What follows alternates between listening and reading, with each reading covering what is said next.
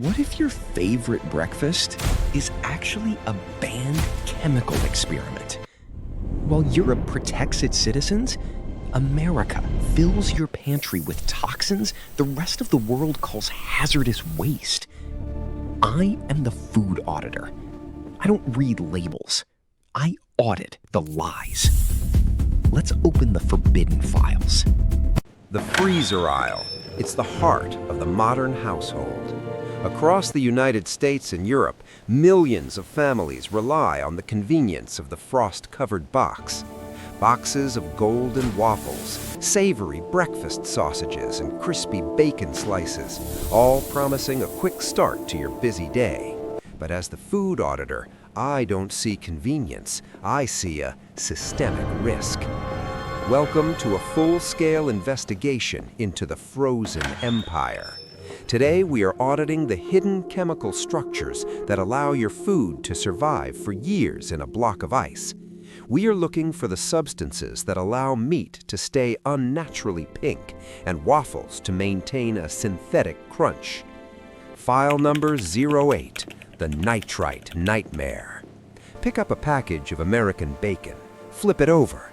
You will almost certainly find sodium nitrite. In the industrial ledger, this chemical is a triple threat asset. It kills bacteria, it extends shelf life, and most importantly, it fixes the color. It tricks your brain into thinking the meat is fresh, even if it has been sitting in a warehouse for 6 months. But let's look at the biological liability. The World Health Organization delivered a chilling audit report. They officially classified processed meats containing these nitrites as Group 1 carcinogens. To put that in perspective for you, that is the exact same safety category as asbestos, arsenic, and tobacco. The legal landscape is shifting. France has already voted to move toward a total ban on nitrites in cured meats. The European Food Safety Authority is slashing the acceptable limits to near zero. Why? Because they calculated that the long-term healthcare cost outweighs the short-term profit of the meat industry. But in the United States, the FDA remains silent. The redder is better lie continues to be sold to every household in America.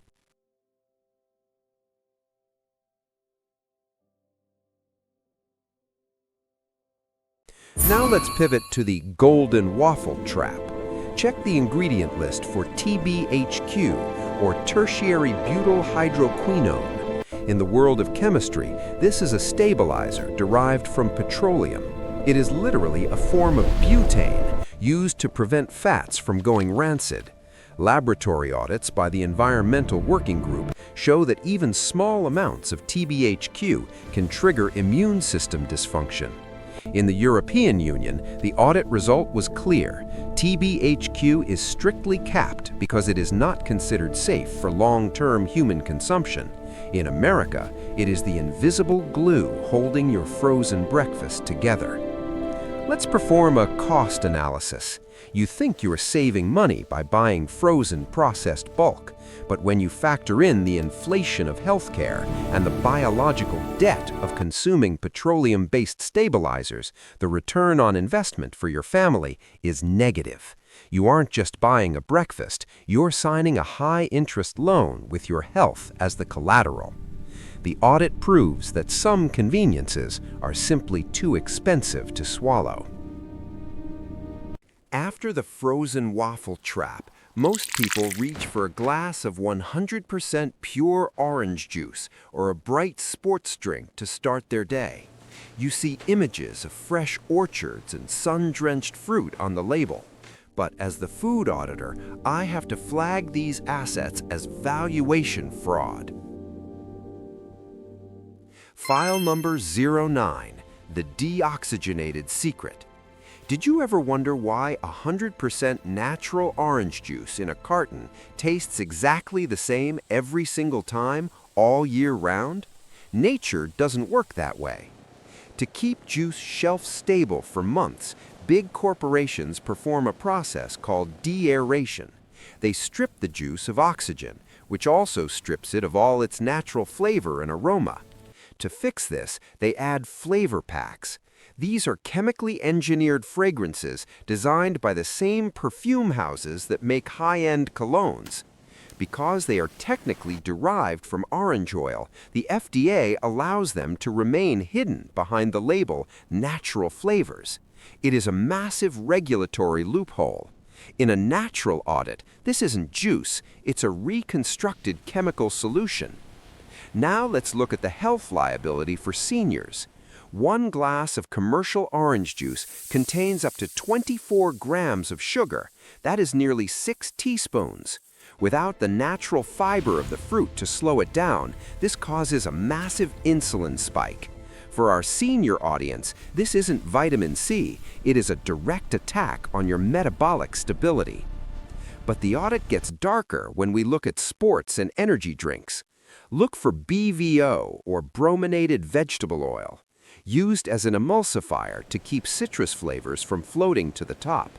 Bromine is a chemical used in flame retardants. Medical audits link long-term BVO consumption to headaches, memory loss, and skin pustules. The European Union and Japan performed their audit years ago and banned BVO from their food supply. In the US, after decades of public pressure, the FDA is only just now beginning to reconsider its safety. Let's perform a market comparison.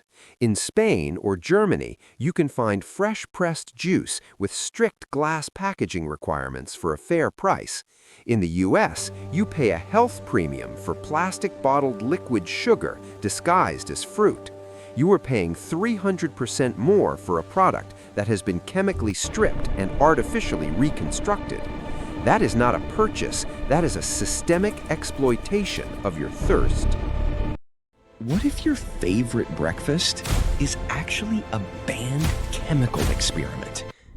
While Europe protects its citizens, America fills your pantry with toxins the rest of the world calls hazardous waste.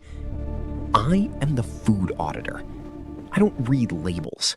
I audit the lies. Let's open the forbidden files.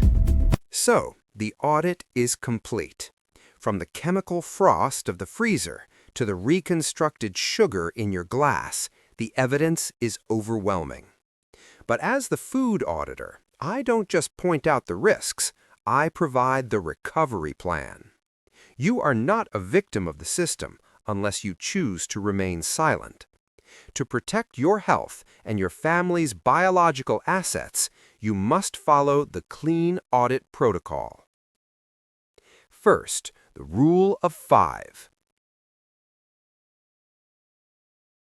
If a product has more than 5 ingredients, or if you cannot pronounce 3 of them, it is a toxic asset. Leave it on the shelf. Real food doesn't need a laboratory to explain itself.